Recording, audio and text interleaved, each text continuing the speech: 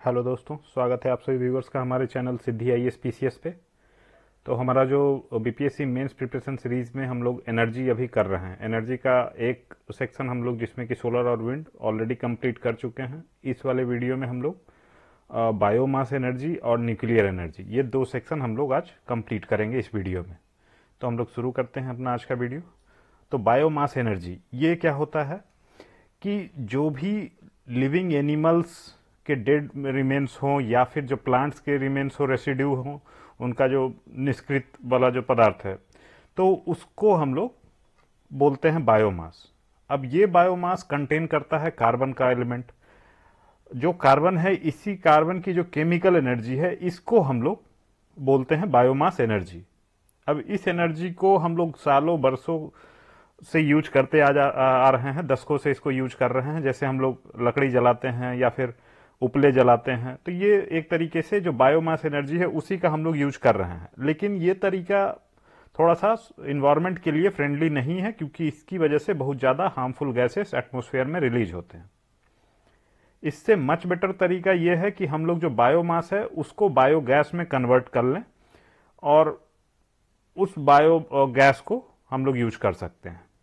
तो ये बायोगैस जो हम लोग प्रोड्यूस करते हैं, इसमें हम लोग बायोमास को ऑक्सीजन के अब्सेंस में डिकम्पोज करवाते हैं और इसमें मेनली जो है 60% मीथेन होता है। इसके अलावा CO2, हाइड्रोजन और हाइड्रोजन सल्फाइड, ये एलिमेंट इसके अंदर में होता है। तो बायोमास का जो सोर्स है वो इस इमेज में आप लोग देख सकते हैं कि आपका सीवेज से, एग्रीकल्चर क्रॉप से, forestry, industrial waste, animal residue, municipal solid waste, ये सारे सोर्सेस हैं हमारा बायोमास के जनरेशन का। अब जब बायोमास को एनर्जी में कन्वर्ट करना है तो इसके लिए 3-4 प्रोसेस है। जैसे पहला प्रोसेस डायरेक्ट कंबसन। इसमें क्या है, बायोमास को डायरेक्टली जब हम जलाते हैं तो उससे आपको हीट मिल जाता है और ये हीट हम लोग यूज कर सकते हैं आगे, या फिर इस हीट को हम लोग यूज आगे कर सकते हैं टरबाइन को चलाने के लिए। जैसे वो पानी को इससे हीट किया, इसको जलाने के बाद फिर पानी को इससे बॉयल किया, पानी जो है स्टीम में कन्वर्ट हो गया, उस स्टीम को हमने यूज किया टरबाइन को चलाने के लिए और टरबाइन चल के फिर इलेक्ट्रिसिटी प्रोड्यूस कर दिया। अगला क्या है, thermochemical conversion to produce solid, gaseous and liquid fuels. इसमें क्या है कि बायोगैस को हम लोग थर्मोकेमिकल तरीके से कन्वर्ट करते हैं और इसमें जो प्रोसेस इन्वॉल्व होता है उसको पायरोलिसिस या गैसिफिकेशन बोलते हैं। इसमें यही चीज है कि अब्सेंस ऑफ ऑक्सीजन रखते हैं जिसमें हम इसको जलाएंगे हीट करने के लिए, अब्सेंस ऑफ हीट, और बहुत ही प्रेशराइज्ड वेसल सिस्टम रखते हैं जिसको कि गैसीफायर बोलते हैं। अगला है chemical conversion to produce liquid fuel. जो बायोमास है उसको केमिकली हम लोग कन्वर्ट कर देते हैं फ्यूल के फॉर्म में, और इसको जो प्रोसेस है उसको बोलते हैं हम लोग ट्रांसस्टेरिफिकेशन। इसी प्रोसेस का यूज हम लोग जो बायोडीजल है उसको प्रोड्यूस करने में इस वाले टेक्नोलॉजी का यूज करते हैं हम लोग। नेक्स्ट देखते हैं कि biological conversion to produce liquid and gaseous fuel. इसमें क्या है, जो बायोमास है हमारा उसको हम लोग फर्मेंट करते हैं, फर्मेंट करके उससे इथेनॉल बनाते हैं या फिर और भी दूसरे नेचुरल गैसेस इसकी मदद से बनाए जा सकते हैं। इसकी मदद से सिर्फ ना इथेनॉल बनता है, उसके अलावा बायोमीथेन या बायोगैस भी बनाया जा सकता है। तो इस प्रोसेस को हम लोग मिथेनोजेनेसिस बोलते हैं। मिथेनोजेनेसिस मतलब मिथेन का जन्म करवाना, या बायोमेथेनेशन, ये दोनों तीनों नाम है, कुछ भी हम लोग रख सकते हैं। को जनरेशन, ये एक टेक्निक है। को जनरेशन में क्या है कि एक फ्यूल से दो तरीके की एनर्जी जनरेट कराना, एक तो हीट, दूसरा इलेक्ट्रिसिटी। तो जनरली जो बॉयलर होता है उस बॉयलर में क्या होता है कि फ्यूल जलाए, उसकी मदद से हमने पानी गर्म किया, पानी गर्म करने के बाद फिर इससे जो स्टीम बना उस स्टीम को हमने टरबाइन में हम लेके गए और वो टरबाइन की मदद से इलेक्ट्रिसिटी प्रोड्यूस हुआ। इसके अलावा जो स्टीम बाहर निकलेगा, स्टीम जो सिस्टम प्रोसेस से बाहर निकलेगा, जनरली क्या होता है कि इसको वापस से ठंडा करके पानी में कन्वर्ट किया जाता है, वापस से इसको बॉयलर में डाल दिया जाता है। लेकिन इसी को डबल यूज अगर हमको करना है तो डबल यूज में हम लोग क्या करते हैं कि जो हमारा एग्जॉस्ट स्टीम निकला है वो भी तो उसमें हीट होता है, उसको ठंडा करना पड़ता है हमको कंडेंस करके। तो उसको ठंडा करने से पहले हम लोग ये कोशिश करते हैं कि उससे और भी जो हीटिंग है उस हीटिंग में जनरली जो है आप कुछ जला के करते हैं, तो कुछ जलाने के साथ साथ इस स्टीम की भी एनर्जी का यूज कर लेते हैं और वापस से ही धीरे धीरे खुद ही कंडेंस हो जाता है और वापस से ये पानी फिर से यूज हो जाता है। तो जो पहला प्रोसेस है जिसमें डायरेक्ट कंडेंस करके निकाल लिया जाता है, तो उसमें जो इफिशियंसी है वो अराउंड 35% के आसपास रहती है। लेकिन इस वाले मेथड में जो कोर जनरेशन हम लोग करते हैं, यहाँ पे इफिशियंसी 75 से 90% तक रीच हो जाती है। तो इसी को जनरेशन वाले मेथड को हम लोग बायोफ्यूल्स में भी, बायोमास जनरेशन में भी यूज कर सकते हैं। इसका साइकिल दिया गया है बायोमास एनर्जी का, कि सारे जगह से जो CO2 निकलता है, फिर फाइनली जो आपका बायोमास जो रेसिड्यू निकला वहां से हम लोगों ने निकाला, और इससे भी जो CO2 निकला फाइनली आपका फॉरेस्ट और इनके द्वारा इनटेक कर लिया गया, जो कि वापस से कार्बन स्टॉक के तौर में जमा हुआ, जो बायोमास में कन्वर्ट हुआ, उसको हम लोग पावर प्लांट में ले जाके एनर्जी में कन्वर्ट कर लिए। ये पूरा साइकिल यही दिखा रहा है। इसका फायदा देखें तो फायदा के तौर पे क्या है कि आपका जो वेस्ट था उससे आपने एनर्जी जनरेट करा ली है, और उसके अलावा जो आपका डिपेंडेंसी ऑफ फॉसिल फ्यूल पे उसको कम कर देता है, कॉस्ट इफेक्टिव है, चीप है, कार्बन न्यूट्रल है। ये सारे फायदे हैं। डिसएडवांटेज देखें तो इसकी वजह से कुछ मीथेन का भी इमिशन होता है, जो कि एक ग्रीन हाउस गैस है, तो ये ग्लोबल वार्मिंग को कंट्रीब्यूट कर सकता है। अगला क्या है, फॉसिल फ्यूल के जितना ये इफेक्टिव नहीं है, जितना एनर्जी वो देता है उतना एनर्जी बायोफ्यूल नहीं दे रहा है अभी। नेक्स्ट इसका डिसएडवांटेज कि बायोगैस अगर प्लांट बनाना है तो उसके लिए जगह की काफी ज्यादा आवश्यकता होती है, तो ये डिसएडवांटेज हो गया। इंडिया में इसकी परिस्थिति देखते हैं। इंडिया में जो है ministry of new and renewable resources, energy resources, तो इनके द्वारा एक प्रोग्राम लाया गया, नेशनल बायो एनर्जी प्रोग्राम, जिसका कि पीरियड 2021-22 से 2025-26 तक के बीच का पीरियड है। हालांकि इसके पहले पास्ट से भी हम लोग इसको प्रमोट करने की कोशिश कर रहे हैं, जो कि 1980 से ही चलता आ रहा है। और अगर एक रिसर्च की माने ministry of new and renewable energy, तो इनका मानना यह है कि इंडिया जो है हर साल 750 million metric ton biomass generate करता है। अगर हम लोग देख लें कि इसका क्या रोल हो सकता है इंडिया के एनर्जी डिमांड को मीट कराने में, तो एनर्जी डिमांड मेनली जो रूरल एरियाज हैं, जहां पे कि एग्रीकल्चर वेस्ट निकलता है बहुत ज्यादा, तो उनके करीब 25% ऑफ एनर्जी नीड्स को बायो रिसोर्सेज से हम लोग पूरा कर सकते हैं इफिशियंटली। फिर आपका क्लाइमेट चेंज मिटिगेशन, उसमें हमको सहयोग करेगा। क्लाइमेट चेंज जो फॉसिल फ्यूल पे डिपेंडेंसी है उसको कम करने में ये मदद करेगा।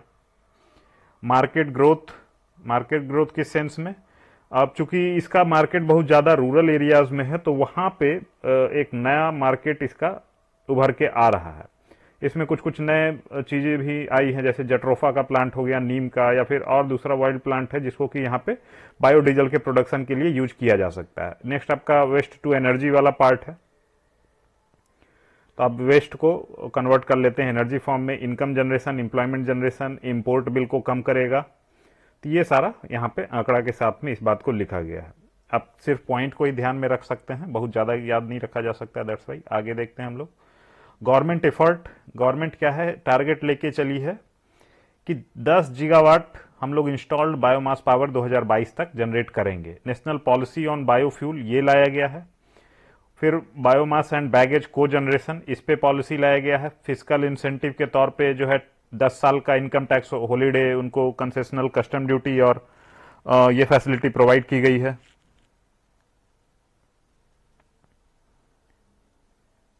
ओके फिर आपका वेस्ट टू एनर्जी प्लांट हो गया। नेशनल बायोमास रिपोजिटरी एक बनाया गया है। तो ये सारी सुविधाएं यहां पे हैं। नेशनल पॉलिसी ऑन बायोफ्यूल ये 2018 का आया था, इसके बारे में आपको थोड़ा बहुत जानना चाहिए। इसके तहत में जो बायोफ्यूल है उसको दो कैटेगरी में बांटा गया है, एक बेसिक बायोफ्यूल, दूसरा एडवांस बायोफ्यूल। तो बेसिक बायोफ्यूल में जो फर्स्ट जनरेशन बायोइथेनॉल और बायोडीजल है सिर्फ उसको उसमें रखा गया है। इसके अलावा जो सेकेंड, थर्ड, फोर्थ जनरेशन है वो एडवांस में आ रहा है, उसको एडवांस बायोफ्यूल में उसको डाला गया है। इसके अलावा जो पॉलिसी है वो रॉ मटेरियल हम लोग कैसे यूज करेंगे उसके स्कोप को काफी ज्यादा बढ़ा दिया है, जिसमें कि शुगर केन का जूस है तो उसको यूज कर सकते हैं। इसके अलावा sugar beets, sweet sorghum, corn, cassava, wheat, उसके अलावा सड़े हुए खराब हो गए जो अनाज हैं उसको भी इथेनॉल प्रोडक्शन के दिशा में डाइवर्ट किया जा सकता है। इस पॉलिसी के हिसाब से ये अलाउड है। तो तो इससे क्या होगा कि जो उनका एक और सिचुएशन बनता है कि फार्मर्स के पास जो है सरप्लस प्रोडक्शन हो जाता है, जिससे कि प्राइसेस काफी कम हो जाता है। मान लीजिए प्रोडक्शन बहुत ज्यादा हो गया, अब दाम उसको मार्केट में मिल नहीं रहा है, तो उस कंडीशन में क्या करता है कि अनाज जो है औने पौने दाम में किसान बेचता है, उसको अपना कीमत भी नहीं निकल के आ पाता है। इसी प्रॉब्लम को दूर करने के लिए इस पॉलिसी में अलाउ किया गया है कि जो भी सरप्लस फूड ग्रेन प्रोडक्शन आपका हो जाता है उसको आप इथेनॉल प्रोडक्शन के लिए साइडलाइन कर सकते हैं, लेकिन इसमें अप्रूवल चाहिए होगा नेशनल बायोफ्यूल कोऑर्डिनेशन कमेटी का। तो ये यहां पे फोकस है। इसी को प्रमोट करने के लिए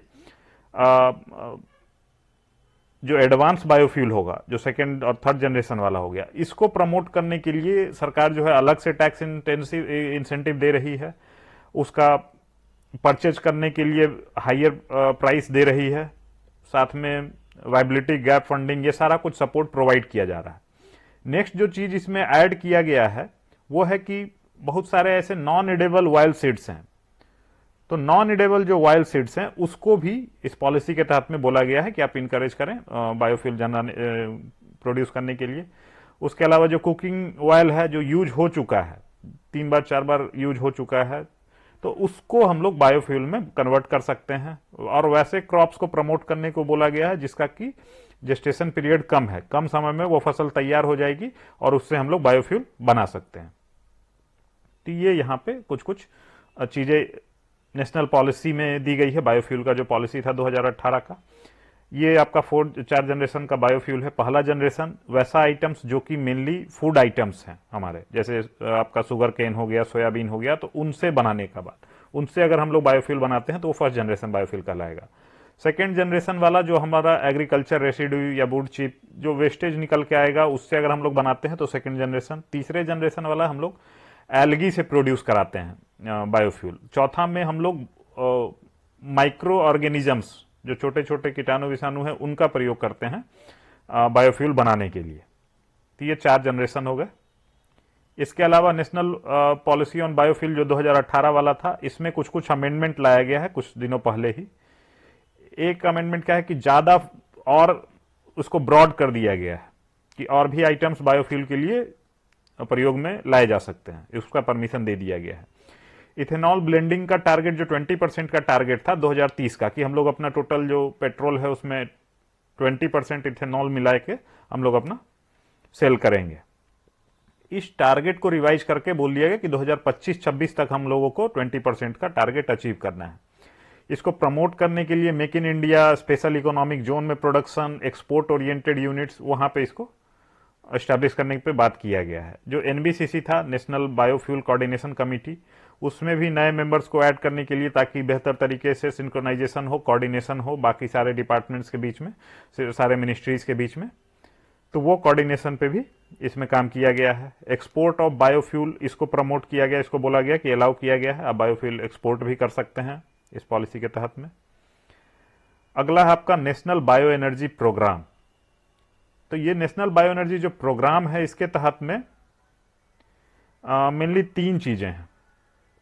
पहला तो आपका वेस्ट टू एनर्जी वाला प्रोग्राम है कि आप वेस्ट जितना भी है लोकेशन पे वहां से वेस्ट को एनर्जी में कन्वर्ट कर लें। दूसरा आपका बायोमास प्रोग्राम है जिसमें जो बायोमास छोटा छोटा टुकड़ा होगा उसको हम लोग बायोमास को लेकर के कलेक्ट करके उससे एनर्जी में कन्वर्ट करेंगे। तीसरा आपका बायोगैस प्रोग्राम है। बायोगैस प्रोग्राम के तहत में जो भी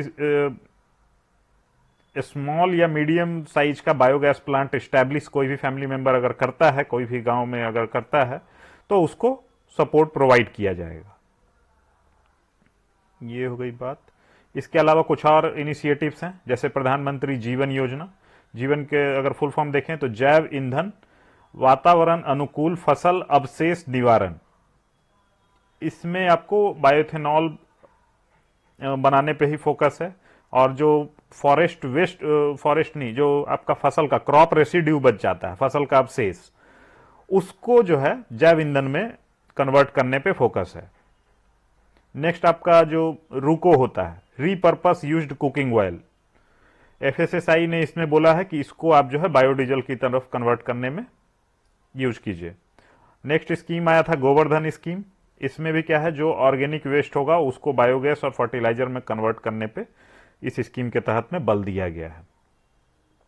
ये है आपका जो इसका यूसेज होगा, उस यूसेज को हम लोग यूज कैसे करेंगे। जैसे व्हीकल्स जो यूज हो रहे हैं, अगर वो सिर्फ पेट्रोल पे चलता है तब दिक्कत है, अगर सिर्फ वो पेट्रोल और बायोडीजल पे चलता है तब भी दिक्कत है। एक बनाया गया फ्लेक्स फ्यूल इंजन, कि वो डिफरेंट डिफरेंट तरीके के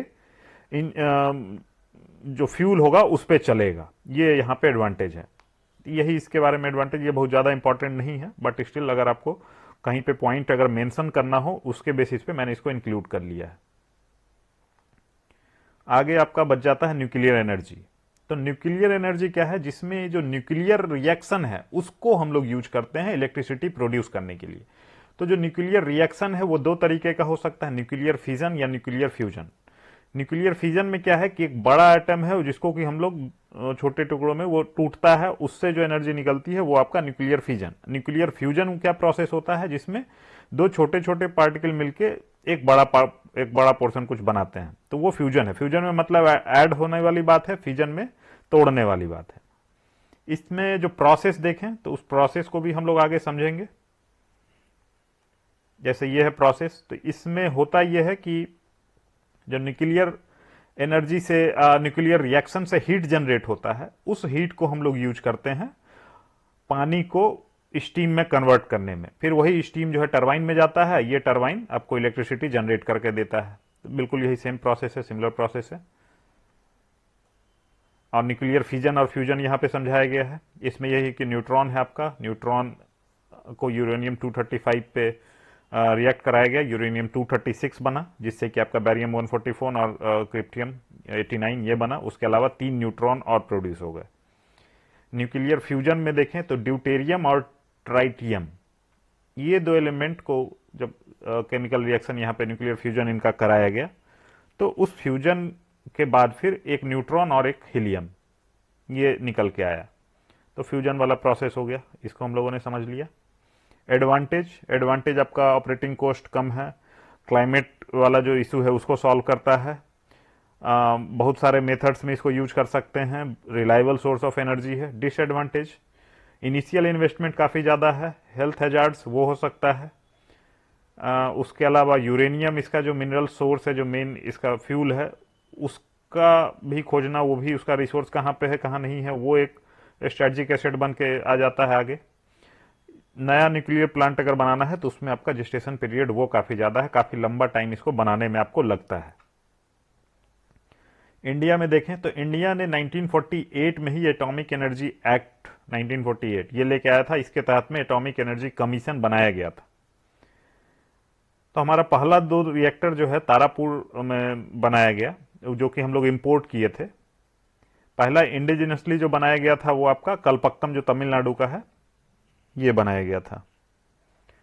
अभी इंडिया में 23 ऑपरेबल न्यूक्लियर रिएक्टर हैं और 7 न्यूक्लियर रिएक्टर जो कि अंडर कंस्ट्रक्शन स्टेज में चल रहे हैं। अभी एनर्जी सोर्सेस में 5वां सबसे बड़ा एनर्जी सोर्स कंट्री का न्यूक्लियर है। इसमें जो कुछ कुछ न्यूक्लियर प्लांट्स हैं, अगर न्यूक्लियर एनर्जी पे इंडिविजुअली कुछ क्वेश्चन पूछ दिया जाता है तो ये आप यूज कर सकते हैं मैप में। मैप के तौर पे स्टेट वाइज जो है वो आप याद रख सकते हैं। जैसे कर्नाटका में कायगा वो स्टेट है, महाराष्ट्र में अगर देखें तो महाराष्ट्र में आपका तारापुर है और जैतापुर है, गुजरात में आपका मीठी विरडी है और काकड़ापार है, राजस्थान में मही बंसावाड़ा न्यू दिल्ली में इस्टेब्लिश किया गया है, गोरखपुर में इस्टेब्लिश किया गया है, न्यू दिल्ली में नहीं है सॉरी, आपका गोरखपुर में है, यूपी में नरौरा में है, एमपी में चुटका में है। इसके अलावा आपका आंध्र प्रदेश यहाँ पे कोवाड़ा में है, वेस्ट बंगाल में हरिपुर में, तमिलनाडु में कलपक्कम और कुदानकुलम, ये 2 लोकेशन पे है। तो इस मैप को आप चाहें तो ध्यान में रख सकते हैं। बेनिफिट क्या है कि रिसोर्स बेस, इंडिया जो अपना 3rd स्टेज है उसमें यूज करना चाह रहा है थोरियम को एज ए बेस फ्यूल, तो वो हमारे पास काफ़ी पर्याप्त मात्रा में है। दूसरा आपका एनर्जी सॉवरेनिटी हमको दे देगा ये।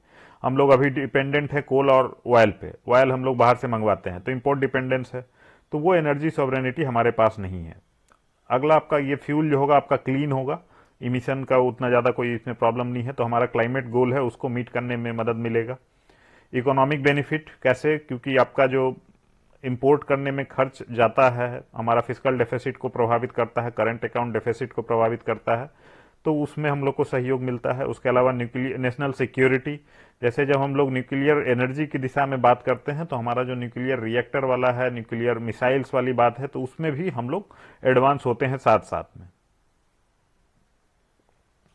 हमारा जो 3 स्टेज न्यूक्लियर प्रोग्राम है उसके बारे में यहाँ पे दिखाया गया है कि पहला स्टेज रिएक्शन में जो नेचुरल यूरेनियम है इसको PHWR, pressurized heavy water reactor, उसके थ्रू हम लोग गुजारते हैं, इससे हम लोग इलेक्ट्रिसिटी निकालते हैं।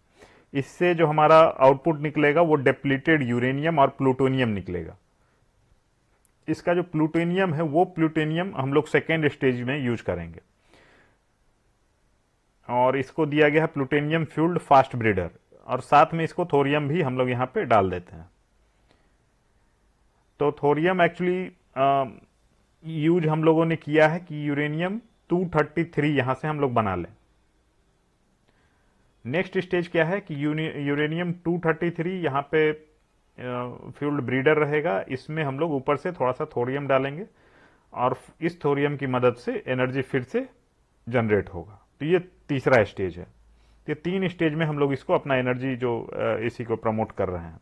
इसी चीज को आगे हम लोगों ने दिखाया है कि पहला स्टेज आपका नेचुरल यूरेनियम को यूज करता है जो कि प्लूटोनियम प्रोड्यूस करता है। सेकेंड स्टेज में आपका प्लूटोनियम जो हमारा पहला स्टेज से मिला है और नेचुरल यूरेनियम उसको हम लोग यूज करते हैं। फिर अगले वाले में आप थोरियम इंट्रोड्यूस कर देते हैं, थोरियम को यहाँ पे तीसरा स्टेज में जगह दिया गया है। तो ये चीज था।